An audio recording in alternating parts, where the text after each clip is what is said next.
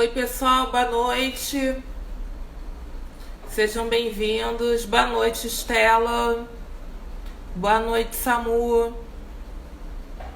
Boa noite, Nath. Tudo bom? Boa noite, Deusa. Tudo bom?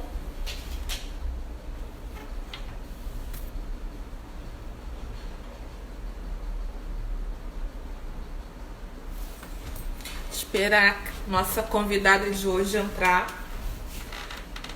para a gente começar a nossa live. Carol?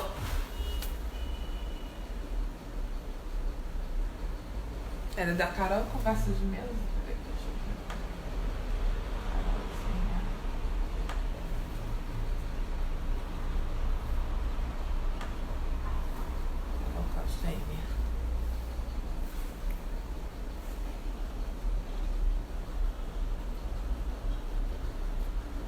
Oi, Carol. Vou te convidar aqui, Carol. Peraí. Pronto. Tá aguardando. Acho que vai entrar, hein? Hello, hello. Aê! Aê!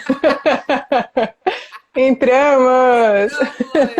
Às vezes demora, Carol. Às vezes não conecta. Dá uma vucu-vucu, mas dessa Gente, vez tá só foi meio de alto. primeira. Rezar pra Muito não bom. cair. Boa noite, Gabriela. Vou esperar só um pouquinho, cara, para o pessoal entrar, dá tempo, Claro, claro, claro. né? Deixa eu ver se Oi, ajeito isso aqui pra Raquel, não boa cair também. noite. Oi, Magda. Boa noite.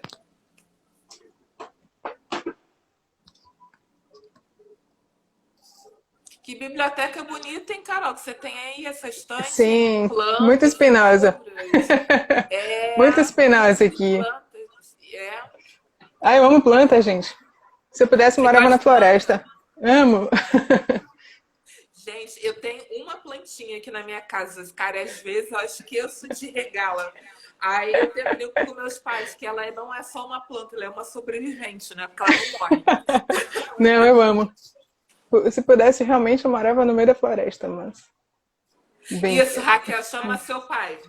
Pra ele vir aqui assistir a Carol. A Carol é expert em não! espinafre.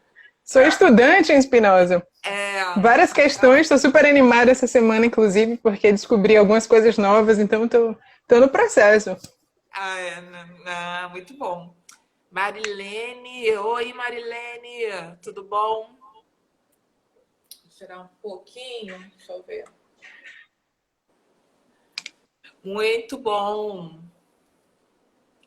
Muito bom mesmo. E aí você tá aqui no Rio, né, Carol? Ou você tá na Bahia? Você já Voltei para acabou já? Salvador. Eu É. cumpri os créditos, né, e voltei para cá. Ah, tá. Ai, muito Peguei bom. todas as disciplinas de vez. Tá calor aí na Bahia? Sempre. Nossa, porque aqui ficou quente. Domingo tava um friozinho gostoso. Eu tinha que colocar meia, entendeu? Tava toda enrolada. Agora tá esse calor, não tô entendendo. Aqui chove, mas chove abafado. Tá fazendo muito calor hoje, por exemplo. Aqui Aqui também não tá tem muito frio, não. vento. Não E tem aqui frio. anteciparam, inclusive, os feriados, e aqui São João é um grande feriado. No Rio não é, né? Não, tem aqui, não é um feriado, né? Mas tem as festas, né, que rolam. E aí, assim, parece que não vai ter, né? Oi, Eduardo, Não, ó, tô aqui te também não. aguardando em junho. Eduardo também vai apresentar a tese dele em junho. Então, aqui tem a festa junina, né? Que eu tô bem magoada, que eu acho que não vai rolar nada por causa da pandemia. Mas Vai ter seguram, né? muita canjica, Sim. vai ter Aqui, canjica, vai ter milho. aqui a grande festa da gente é São João e suspensa, todo mundo meio triste. Então, se Não, acontecer de estourarem fogos, é porque o feriado foi antecipado. não, grande festa de vocês é o carnaval, né, Carolzinha? Tem também. É porque a gente tem É, festa. não, A é gente tem bastante festa. Carolzinha. Porque carnaval eu sei que aí na Bahia começa em janeiro e termina em março. Mas carnaval é uma festa mais da cidade, assim. Salvador tem carnaval e tem algumas outras cidades que têm grandes carnavais, mas o São João mobiliza o estado inteiro. Então, assim, muitas cidades no interior tem muita festa e tal. Então, assim, é mais colaborativo, assim, mais participativo o São João, de fato. Porque atinge mais o interior. Ah, entendi. Mas eu não sabia disso, não. Eu achava que tinha um São João famoso que é Campina Grande, né? Que lá é o centro, É na Tem lá em Paraíba. cima na Paraíba, isso. Na Paraíba. Aqui tem São João Grande, Amargosa, tem alguns, Santo Antônio de Jesus, tem cidade no interior também que tem uma festa grande, mas esse ano não vai ter. Não, esse ano não vai ter nada, mas assim, eu sou a favor de a gente fazer festa junina, nem que seja Duplicada ano que vem. Não, em dezembro a gente cancela o Natal e faz festa junina. Sim. Tem que ter canjica, milho, bolo. Sinto falta também, amo. Não, tem que ter essas coisas. Eu amo comida de São João, gente. É muito bom, né? Nossa, uma delícia. Deixa eu ver, já são 6, 5. Acho que agora dá para começar. Tem 11 pessoas online. Quando quiser. Então tá. Então eu vou começar aqui. Oi, pessoal, boa noite. Oi, Paulo Felipe. Oi, Júlia. Tudo bom? Boa noite para todo mundo. Vou me apresentar para quem não me conhece. Meu nome é Patrícia Silva. Eu trabalho no gabinete da direção do IFIX, junto com a professora Suzana, que é a atual diretora. E hoje a gente vai estar organizando a terceira live da série de lives Minha Pesquisa em 40 Minutos. A ideia dessa série é que os alunos pós-graduandos do nosso instituto, do nosso IFIX, apresentem as suas pesquisas de doutorado e de mestrado, uma linguagem simples, uma linguagem acessível, né? Nós temos 3 programas de pós-graduação no IFIX, o programa de pós-graduação em filosofia, o programa de pós-graduação em lógica e metafísica e o programa de pós-graduação em sociologia e antropologia. Então, nós mandamos um convite formal para as coordenações dos cursos, recomendando a participação dos alunos, né? Isso é uma forma que a direção encontrou em fomentar a pesquisa e a atividade acadêmica dos alunos nesse tempo de pandemia, né? Porque nós estamos afastados e é bom que é uma estratégia interessante para integrar as pessoas mesmo longe, né? E a convidada de hoje é a Ana Carolina Moreira, que eu tive o prazer de conhecer quando eu fui uma aluna do PPGF, quando eu estava fazendo um mestrado em filosofia, nós fizemos umas disciplinas juntas, né, com o professor André Martins, e ela é doutoranda, né, do PPGF, Programa de Pós-Graduação em Filosofia, e tem uma pesquisa com o título Spinoza, a filosofia como maneira de viver. Carol, muito obrigada pela sua disponibilidade, estou muito feliz de você ter aceito esse convite, e eu quero começar assim, perguntando bem pelo básico, eu queria saber da sua trajetória acadêmica, como é que foi? Eu que agradeço seu generoso convite, agradeço de coração ter sido convidada. E então, o meu percurso é sinuoso, porque eu não começo a graduação na filosofia, eu comecei fazendo comunicação. E aí, depois que eu terminei a graduação em comunicação, que já tinha uma inclinação acadêmica para a teoria de comunicação, eu fiz uma pós, e a primeira disciplina da pós falava sobre Nietzsche. E aí eu saí dessa pós com certeza de que eu precisava estudar mais profundamente filosofia. E aí foi quando eu fui fazer a segunda graduação em filosofia aqui na Federal da Bahia, na UFBA. E durante esse processo eu acabei me aproximando do que seria então o meu orientador do mestrado. E mesmo antes de concluir a graduação, já com o diploma de comunicação, eu fiz o mestrado em filosofia.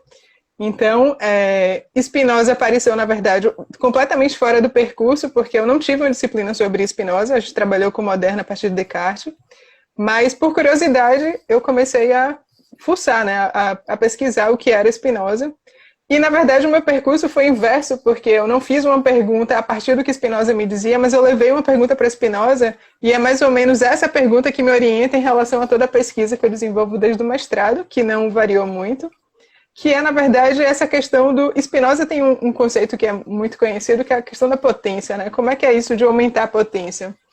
E aí eu perguntava, principalmente, por que quem me conduziu à filosofia foi o Nietzsche, a partir do Torna-te quem tu és, e eu ficava em dúvida do que é isso de se tornar aquilo que você já é, como assim melhorar a minha capacidade de existir? Que maluquice é essa? E aí, fazendo essa pergunta para o Spinoza, que eu me deparei, na verdade, com essa grande questão, que é o que eu venho trazer no projeto de pesquisa do doutorado, e foi um pouco que eu desenrolei desde o mestrado. Então, basicamente, a pergunta é como é que alguém pode instituir para si mesmo a possibilidade de existir de maneira melhor? Como é que eu posso ter uma vida melhor? E essa é uma pergunta que é muito central, né, tanto em Nietzsche quanto em Spinoza. E foi essa pergunta feita no mestrado e acabou desenrolando no projeto do doutorado. Então, Carol, mas você primeiro fez a graduação em comunicação social, Isso. Depois foi para filosofia, aí Isso. fez a graduação na filosofia. Isso. Aí eu fiz parte da graduação na UFBA e fui imediatamente para o mestrado. E hoje eu concluo a minha graduação no que seria a PUC de Salvador, que é a católica daqui. Ah, entendi. Mas você falou em especialização, não lembro. Isso, eu fiz só uma especialização lato sensu, mas eu não chegou a ser. Foi uma pós-lato mesmo. Era uma especialização em História e Linguagens.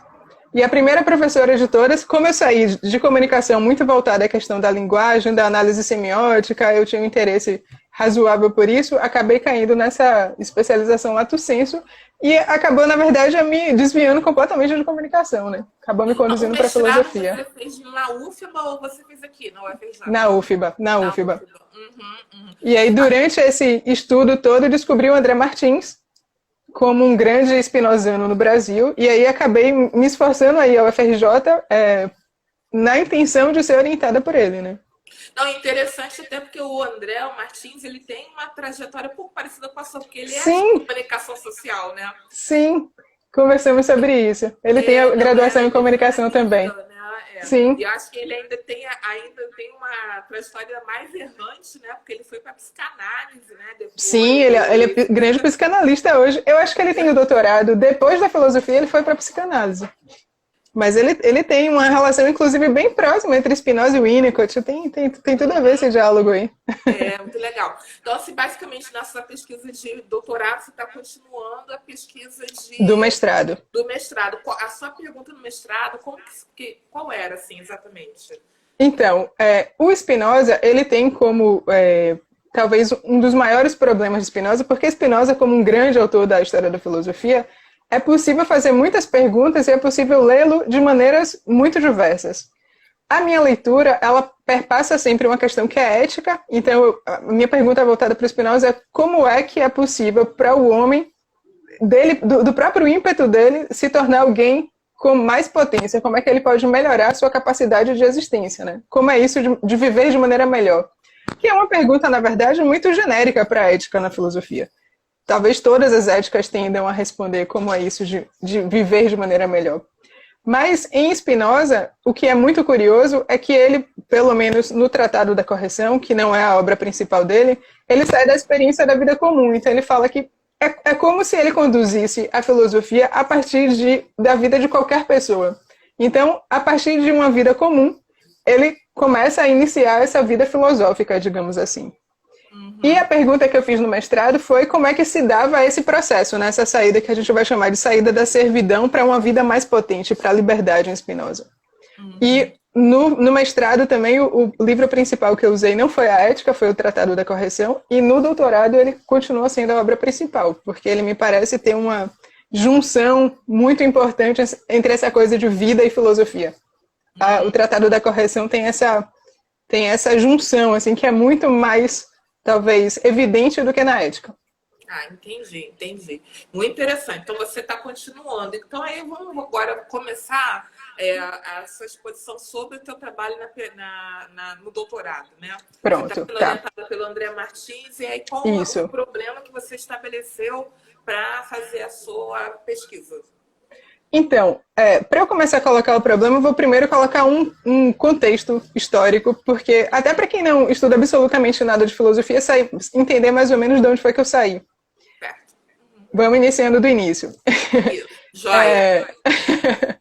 Na filosofia, você tem basicamente uma distinção entre concepções da maneira de você entender o homem.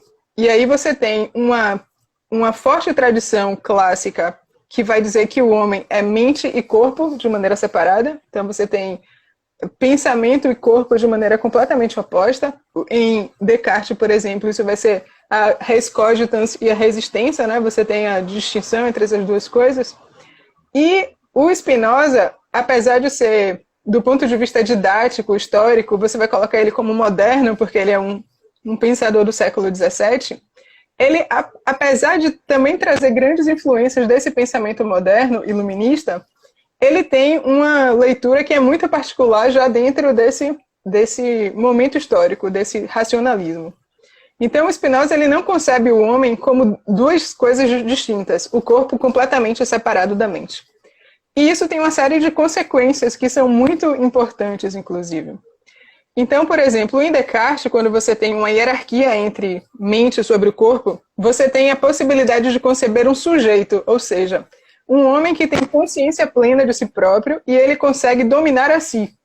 Então, em Descartes, você tem um homem que tem a capacidade intelectual, intelectiva, como um grande orientador em relação às paixões. Então, grosso modo, a gente pode dizer que em Descartes o homem consegue dominar as suas próprias paixões, porque pensar está completamente distinto do sentir. A gente pode dizer bem grosseiramente que é isso mais ou menos que resume esse racionalismo mais hegemônico da história da filosofia. Em Spinoza, a concepção do homem ela é diferente. Então, Spinoza não leva essa coisa da separação entre mente e corpo nesse sentido tão rigoroso como em Descartes. E o que é que acontece? Spinoza acaba concebendo o homem não mais como uma hierarquia entre pensamento e corpo. Há o que a gente pode chamar, de maneira bem chique, uma horizontalidade ontológica em Spinoza. Você tem corpo e você tem mente horizontalmente no mesmo patamar. Tem um comentador de Spinoza, que eu gosto bastante, que chama o Pascal Sévérin. Ele chega a dizer que, em Spinoza, a mente e o corpo do homem são expressões de uma mesma coisa sob pontos de vista diferentes. Então você tem essa horizontalidade, você tem o corpo e você tem a mente. Pronto. Dado esse pano de fundo, a gente tem agora um pensador que historicamente está na modernidade, mas ele não concebe mais o que seria a grande razão clássica, a grande razão hegemônica. Ele não concebe a razão como isso que orienta os sentimentos. Ele não entende, Spinoza não entende que o homem tem total controle sobre as suas próprias emoções. E aí Spinoza se coloca à disposição de estudar o que são essas emoções. Como assim essas emoções acontecem? E aí vai dar na teoria dos afetos, que é um dos grandes diferenciais, e todo mundo que estuda filosofia ouve falar nesse ponto. Mas a minha pesquisa, na verdade, ela parte do seguinte. Quando Spinoza coloca numa mesma linha pensamento e corpo, ele acaba horizontalizando também o que a gente pode chamar de pensamento e vida.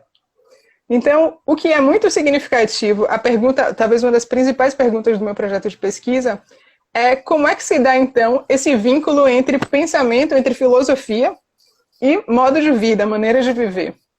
E aí tem uma série de questões que são mais técnicas, que talvez não valha a pena entrar tão especificamente, mas o que acontece é, no Tratado da Reforma, que é a obra principal da minha pesquisa, Spinoza ele começa narrando que ele se sente frustrado diante da vida comum e ele percebe que a vida comum não traz para ele felicidade plena.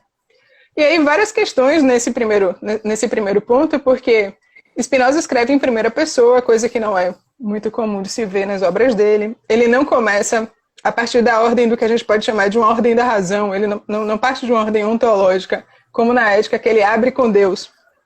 Então, no Tratado da Reforma tem uma série de singularidades que eu acho super importantes assim, de tratar quando a gente vai conversar sobre isso, que é essa junção entre pensamento e vida em Spinoza.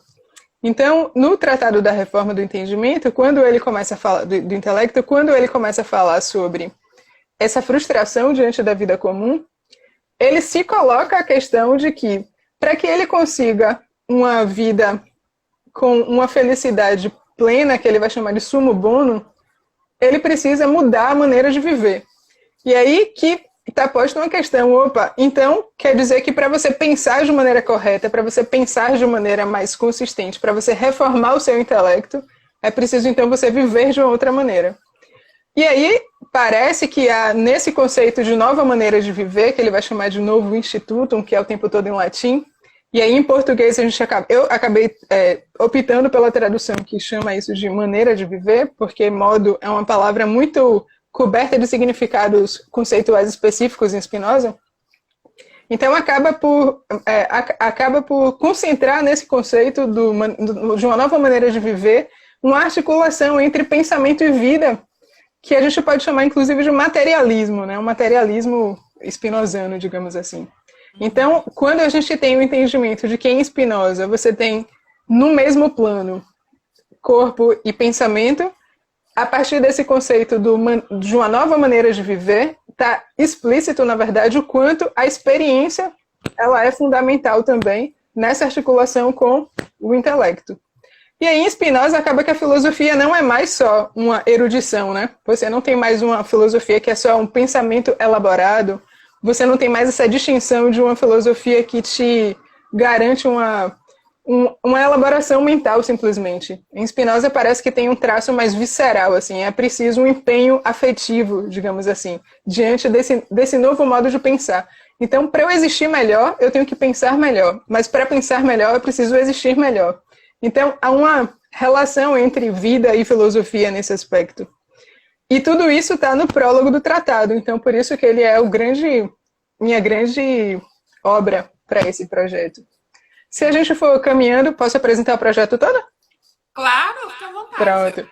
Então, se a gente caminhar a partir desse primeiro problema que o Spinoza põe, que é, olha, diante dessa vida comum, eu não me sinto feliz. Como é que eu faço, então, para obter uma vida mais feliz? E aí ele chega à constatação de que a vida comum, ela passa em torno de 3 grandes objetos. E eu acho pouco provável que todo mundo concorde, porque me parece que ele tem muita razão. Ele vai dizer, a vida comum gira em torno, basicamente, dos 3 grandes desejos, que são ficar mais rico, quer dizer, riqueza, prazeres sensuais, que aí não são necessariamente sexuais, mas do corpo, são prazeres do corpo, e a honra. E aí ele vai dizer que quando você tem como ímpeto somente o prazer do corpo, assim que você se satisfaz, sugere um certo arrependimento. Então, se a gente for pensar, por exemplo, na gula, se você come muito, imediatamente depois de satisfeito, você está meio arrependido daquilo. Na honra, você tem sempre uma servidão em relação ao que o outro pensa de você.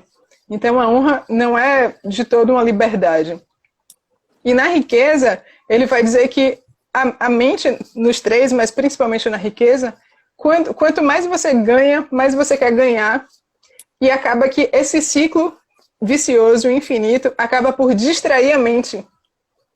Quando ele vai falar da distração, que é um tema, que é um conceito super importante nessa obra, ele vai dizer que a distração é isso que faz com que a mente não consiga pensar em algo verdadeiramente importante para a aquisição dessa felicidade plena, desse sumo bono.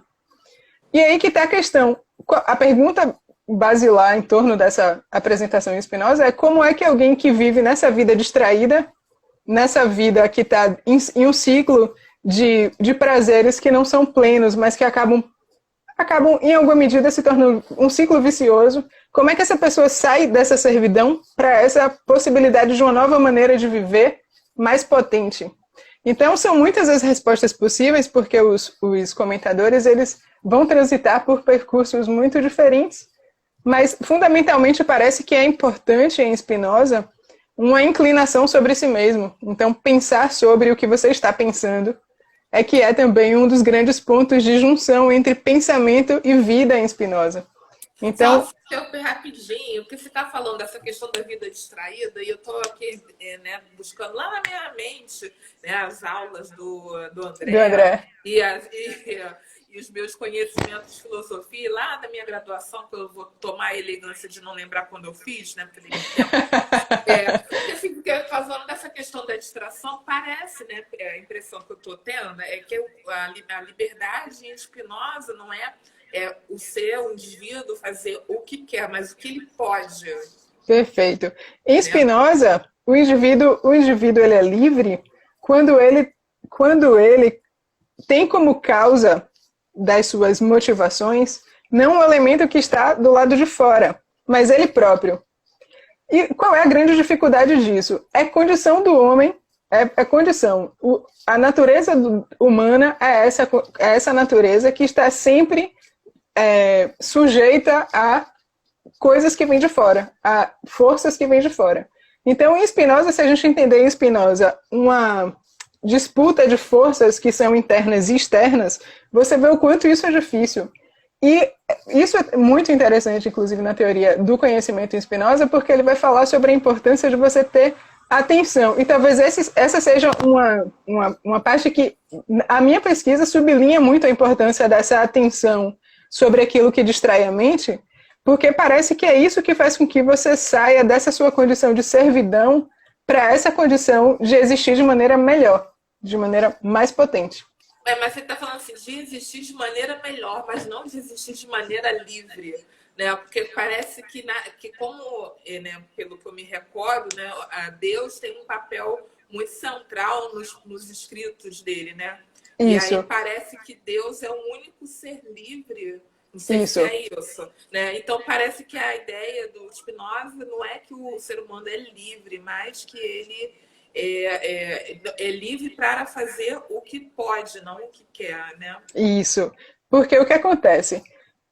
Spinoza ele vai se opor a essa perspectiva que eu falei um pouco do que é esse racionalismo iluminista, porque ele vai dizer que o homem ele não tem domínio da mente sobre o seu próprio corpo, sobre o espírito. Então, o que acontece é que o Spinoza ele não vai entender o homem como um império. Ele ainda fala isso literalmente, né? Ele não entende o homem como um império dentro do império. O homem é esse modo finito que faz parte da natureza. Mas existem regras, existem leis da natureza que elas continuam operando e elas vão continuar operando independente do que a gente conseguir compreender. Spinoza, inclusive, tem uma passagem dele que é muito interessante, quando ele vai falar que o milagre, por exemplo, é simplesmente o não entendimento das causas. E aí você, de maneira imaginária, concebe aquilo como uma mudança de opinião, por exemplo, de um Deus que supostamente tem essa oscilação de humor. E o que seria ridículo, porque para a concepção de Spinoza, Deus é essa substância que é causa sui, né? Ela é causa de si própria, e a partir dessa causa as leis já estão dadas. Então, em Spinoza, o grande esforço de se tornar livre é você compreender como é que essas leis elas funcionam, e a partir dessa compreensão você se posiciona melhor na vida, digamos assim. Então, em Spinoza também não tem essa variação de você deixar de ser completamente, de você deixar de ser servo para você ser alguém absolutamente livre. Porque você está o tempo inteiro em relação com essas forças de fora e você está o tempo inteiro submetido a essa possibilidade de variação de ânimo. Então, na verdade, um outro ponto que é importante também. Em Spinoza, ele se opõe também à perspectiva do pensamento da Idade Média, onde você tinha na figura, por exemplo, de um santo, de um padre, de um líder religioso, aquele que concede a possibilidade de conhecimento, aquele que concede a possibilidade de uma salvação, digamos assim. Tem alguns livros, inclusive, que alguns comentadores, tem uma comentadora portuguesa que inclusive vai falar que em Spinoza há a possibilidade de uma salvação, mas uma salvação a partir da perspectiva da episteme, do conhecimento. Então ele subverte um pouco esse entendimento de salvação. Não é mais o grande mestre, o grande representante da religião que vai te salvar. Em Spinoza, você parte da sua própria experiência, então você pode conceber o seu aumento de liberdade, digamos assim, porque nunca é pleno, a sua condição nunca é plena de total liberdade. Afinal de contas, você é um modo finito, está submetido a esse jogo de forças. Então, mais uma vez, a gente volta para uma questão que é muito fundamental. Em Spinoza, o sábio não é mais aquele que nasceu e alguém deu alguém jogou uma varinha de condão e simplesmente fez daquela pessoa mais especial do que todo mundo. Em Spinoza, essa liberdade, essa salvação, ela é possível para todo mundo que se esforça em aprimorar a si próprio. Mas esse esforço, ele não perpassa somente a condição ética. É um esforço do ponto de vista da correção da sua capacidade intelectiva também, porque há um equilíbrio entre esse entendimento do que é o pensamento e o que é a vida, né? Mas esse aprimoramento intelectual, digamos assim, ele é exigido.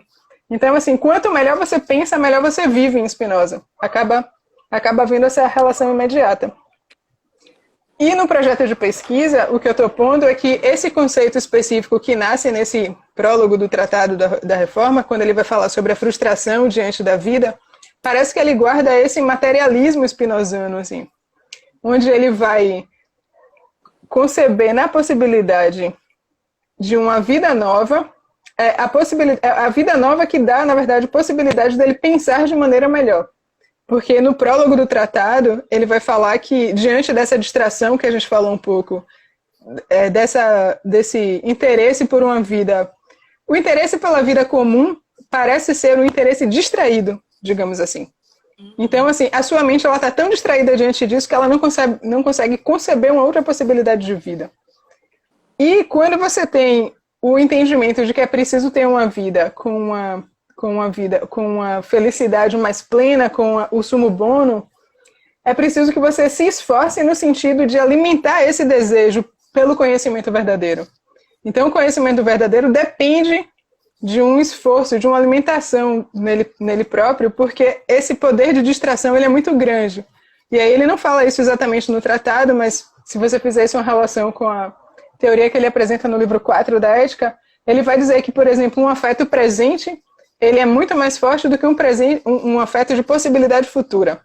O que isso implica? Que toda a esperança que você tem de uma vida, de um sumo bono que você vai conseguir mais à frente, afetivamente, é mais fraco do que o prazer que o dinheiro, por exemplo, te dá nesse momento. Então é preciso que essa nova maneira de viver alimente esse desejo por esse conhecimento verdadeiro. Então, mas, assim, Carol, ele chega assim em sua teoria, em sua obra, a fazer uma elaboração conceitual sobre vida, ou vida, ele está fazendo uma aplicação como maneira de viver, como ele está resumindo vida como maneira de viver, né, como ação. Pronto. Ele no livro que ele escreve sobre a filosofia de Descartes, que a gente chama de PPC, que é Princípios da Filosofia Cartesiana, ele chega a definir o que é vida. Ele vai falar que vida é o esforço, é a perseverança por si próprio, por manter-se, que é o sinônimo de conatos, que é um conceito também super relevante para a filosofia de Spinoza. Mas o que ele fala sobre vida, especificamente no Tratado da Correção, é esse espaço de aprimoramento. Então, me parece que vida é essa experiência do cotidiano, é o que você tem efetivamente no dia a dia. Então é preciso que você se alimente diariamente com a precaução de você ter atenção àquilo que você deseja, por exemplo. Então é uma tentativa de despertar em relação a tudo aquilo que você deseja. E em Spinoza, é o que você deseja que vai orientar como você conduz a sua própria vida. E aí, o projeto de pesquisa no doutorado, ele tem essa questão. Eu vou pegar esse conceito que é o do novo instituto, que eu estou chamando de maneira de viver, e parece que quando o Spinoza se dá conta de que ele tem uma vida que não é a mais plena possível, de repente ele para com tudo aquilo que ele até então achava importante. Então, se até aquele momento ganhar muito dinheiro ou desejar muitas honras, quer dizer, ser visto, ser reconhecido pelo outro, como grande coisa, naquele momento que ele se dá conta de que aquela não é uma vida tão plena assim, parece que ele rompe, então, com o cotidiano, ele rompe com os desejos que estão estabelecidos. E o meu projeto de pesquisa está todo nesse momento, o momento do rompimento. Então, quando ele rompe, eu consigo dialogar um pouco com o conceito do Agamben, que não é o autor principal do meu trabalho, mas Agamben tem um conceito em específico que parece que dialoga muito bem, que ele vai chamar de inoperosidade. E Agamben vai pegar a inoperosidade de um conceito.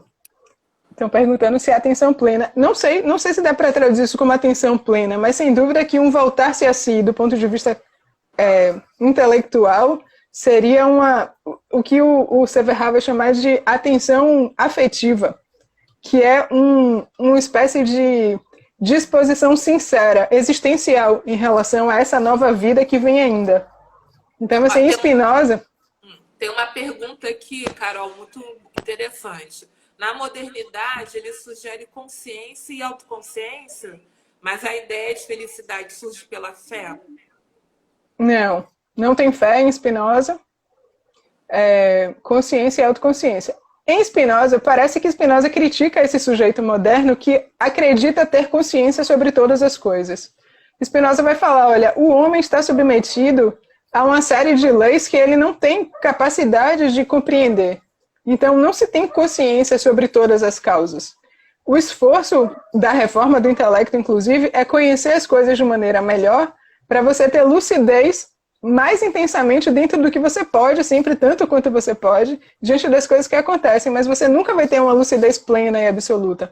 Então, esse homem consciente, não sei se é essa a intenção da pergunta, mas esse homem consciente pleno da modernidade não existe em Spinoza, mas existe um esforço por ter mais lucidez sobre como as coisas operam a partir de uma lei que é a lei da natureza, ou de Deus é a natureza, né?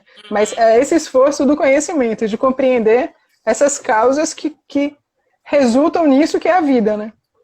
Carol, fala um pouquinho dessa questão do afeto, porque assim, pra gente que é leigo fora da filosofia, afeto é aquela questão de carinho, de afeição. Sim. Mas eu sei que em Spinoza, afeto não é só isso, né? Tem umas variedades de significado. Você pode falar um pouquinho sobre? Claro. Então, afeto, em Spinoza, começando de novo daquele primeiro comentário, quando você tem um entendimento de que homem é corpo separado de mente, a tradição da filosofia vai chamar tudo isso de paixão. Ou seja, todo aquele ímpeto que nasce do corpo para essa filosofia hegemônica que antecede, mas sucede também o Spinoza, você tem uma separação entre essas duas coisas. E paixão seria isso que é afastado da capacidade intelectiva e que se manifesta a partir dos interesses e dos ímpetos corporais, digamos assim. Em Spinoza, afeto significa um pensamento, é um modo de pensar do corpo. Então, em Spinoza, a compreensão de pensamento não perpassa exclusivamente a cognição ou a mente de um jeito, como eu diria, separado, absolutamente separado do corpo. Então, em Spinoza, afeto é tudo aquilo que te causa uma resposta, que te causa uma afecção. É um modo de pensar do próprio corpo. Então, alegria é um afeto, tristeza é um afeto. E esses são, inclusive, os afetos principais, né? Você tem o desejo, que é esse ímpeto por ir atrás de algo que te cause alegria ou tristeza, que é aumento e redução de potência. Então, afeto é tudo isso que você...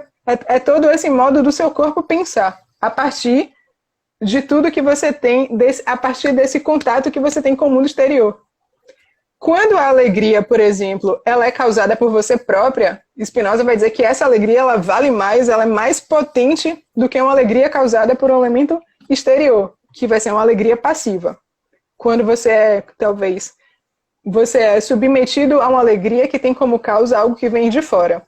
Então, em Spinoza, liberdade tem muito a ver também com essa causa de si próprio. Então, é como se você se tornasse mais potente quando você fosse causa dos seus próprios desejos. Então, diante da distração, por exemplo, essa é uma boa questão, diante da distração você tem um objeto sempre como algo que vem de fora. E quando você se prepara para uma nova maneira de viver, implica em você ter como foco mais recorrentemente o que é significativo do ponto de vista da sua potência e não mais do que o mundo diz para você. Então, Spinoza, nesse momento, ele rompe com uma espécie de moral também. Porque o mundo diz uma coisa, e essa é a vida distraída, você concorda, você adere ao que o mundo está te dizendo, e você segue a sua vida distraidamente, digamos assim. Então, esse salto de Spinoza, esse momento de saída dele, o rompimento com a distração, é quando ele começa a se dar conta de que talvez as coisas que estão sendo ditas, os valores que estão dados, nele não tenham tanto valor assim. Então, parece que nesse momento há um rompimento em relação à moral que está dada, né? Uhum. Não, parece que o pensamento dele é bastante inovador e às vezes, assim, como ele, né, da Idade Moderna, parece um pouco anacrônico, não é? Eu não sei se é uma impressão equivocada que eu estou tendo É porque eu acho que na história hegemônica da filosofia, talvez a gente tente colocar os autores sempre em uma linha reta, mas entre eles, se a gente for olhar, né, tem muita variação. Então, Spinoza, de fato, é um moderno do século XVII, mas ele é muito distinto dos outros modernos do mesmo período. Não, e Sim. até porque assim, a conceituação que ele faz de Deus Sim, muito inovador. à cultura judaico-cristã, né? Sim. Que não idolatram Deus, entendendo Deus como tudo, como um universo, e sendo a mesma coisa, uma fusão. Né? Eu acho que é chamado panteísmo, não é isso? Então, sim, existe essa possibilidade de leitura, mas a gente, por exemplo, na academia hoje, a gente usa mais uma leitura de uma filosofia imanente, que significa dizer que essa causa, essa natureza, né, que é a grande causa de todas as coisas, ela não é mais ela não tem mais uma natureza representativa, digamos assim. Deus não está mais, para Spinoza, Deus não está nessa posição de um Deus transcendente, quer dizer, ele não está fora, ele não está de fora observando e julgando moralmente. Em Spinoza, a natureza, o Deus, é isso que faz com que as coisas sejam o que elas são. Então, ela participa do próprio funcionamento. Ela é a causa imanente. Então, assim, Deus está nas coisas que ele participa. Então, de maneira bem grosseira, é isso, porque se a gente for entrar nos pormenores, a gente vai ter a distinção do modo infinito para os atributos, né, que é extensão e pensamento, e os modos finitos. Mas de maneira bem sem falar filosofês, Deus é isso que faz com que as coisas sejam o que são. Ele é causa imanente das coisas. Muito bacana, Carol. Olha, antes de eu seguir para a próxima pergunta, você gostaria de adicionar alguma coisa sobre o seu projeto? Então, o meu projeto, fazendo um resumo bem, bem rapidíssimo, tem isso de tentar entender como é que nessa mudança de uma vida distraída para uma vida mais potente, por que Spinoza considera tão importante essa maneira de viver? Estão perguntando se Deus é potência. Sim, Deus é potência infinita. Então, nessa distinção entre maneira de uma maneira vulgar, uma maneira comum de viver, e essa nova maneira de viver, que inclusive é por isso que o título da pesquisa é a filosofia como maneira de viver, como essa relação entre pensamento e vida. E, na verdade, o que isso esconde é uma articulação, na verdade, entre pensar e fazer, no final das contas, né? E tudo isso apoiado nessa distinção que a gente vai chamar de maneira chique em filosofia ontológica, quando o pensamento e a ação, pensamento e corpo, eles estão horizontalmente no mesmo lugar.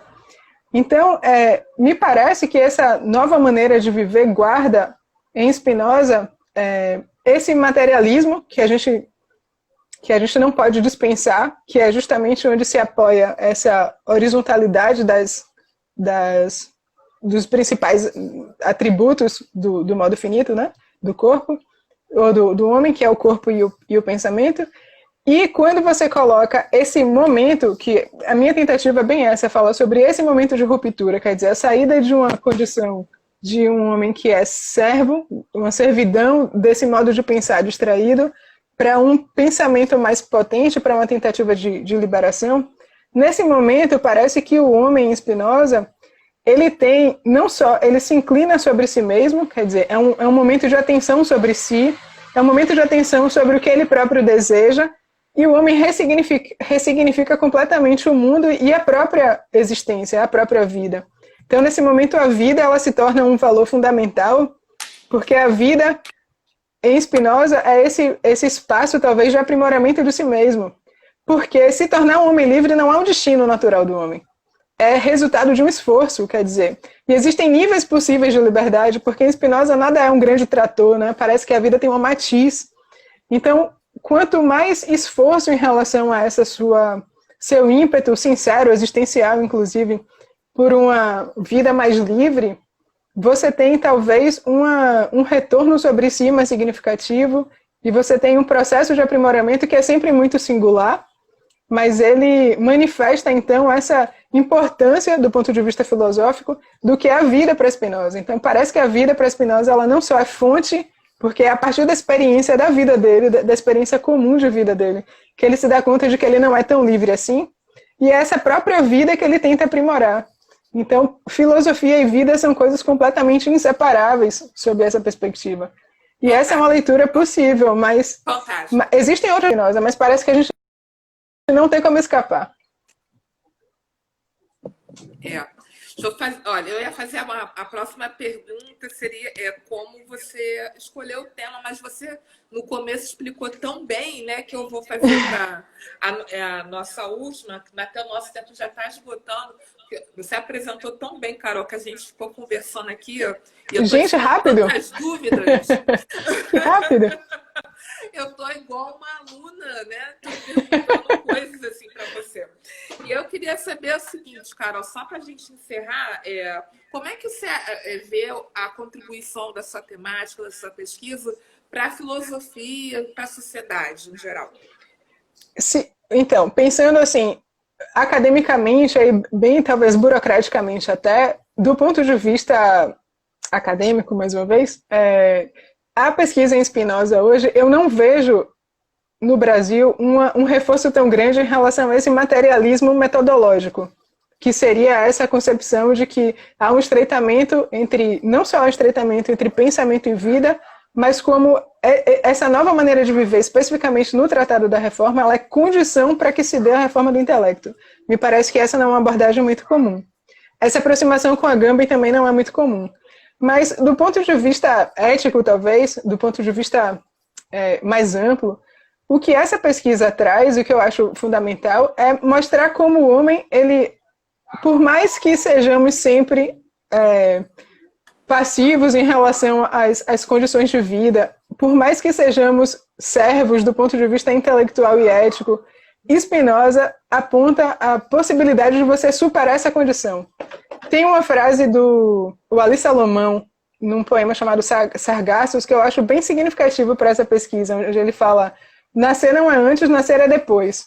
E em dado momento ele fala: é rejeitar o naufrágio.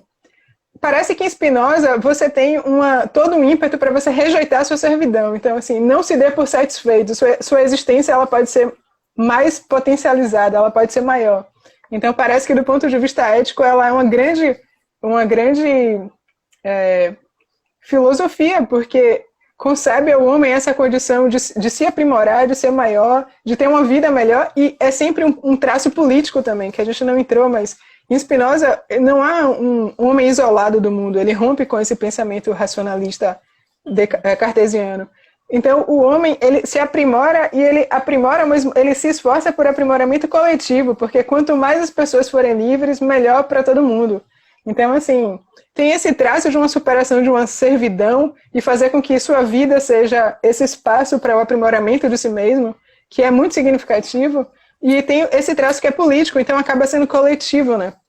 É um grande autor, é uma grande filosofia, acho que é fundamental para os dias de hoje. Não, eu acho que é muito fundamental, inclusive, para o contexto que a gente está vivendo, né? Sim. Essa reflexão sobre maneira de viver. Eu acho que veio a calhar exatamente com tudo que a gente está passando, a gente tem que ficar confinado, né? E permite, né, se permite alguma coisa, é justamente esse momento de reflexão, né, sobre as maneiras de viver. Sim, sim, sim. E assim, Spinoza, essa possibilidade de se dar conta de que está sendo distraído, se dar conta de que está havendo uma redução de potência, quer dizer, estamos ficando tristes diante disso. Em Spinoza, tipo assim, temos total possibilidade de um revés, de um aumento de potência, de pensar de maneira melhor para que a gente haja e não só reaja diante dos fatos que nos ocorrem, né? É muito significativo. Então tá, Carol, de novo agradecer muito. Eu que agradeço muito, Paty. A sua apresentação, olha, foi muito boa. Eu gostei muito de ouvir você falando. Você realmente é uma aluna do André mesmo. Falta muito, minha filha. Estou orgulhoso de ver essa live. Falta muito para chegar lá. Me orientando aí à frente. Falta muito para chegar naquele nível.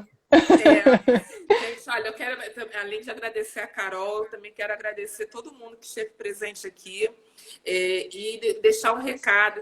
Todo pós-graduando do IFIX que quiser participar, é só mandar um recadinho pelo Instagram, né, e a gente faz o agendamento. As lives acontecem terças e quintas às 18 horas. Aí é só agendar comigo e aí a gente marca, tá? E faz a apresentação. Então, gente, olha, muito obrigada. Se cuidem, tá? Façam Se todas as cuidem. recomendações da OMS.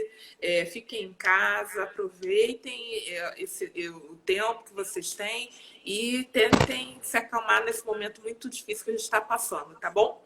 Saudades de todos, saudades de ver, abraçar, conversar com todo mundo. Fixo. Espero que a gente possa se encontrar em breve, gente. Em breve. Eu que agradeço, Paty, mais uma vez. E falta. Gente, se André me vê, André, um dia eu chego lá.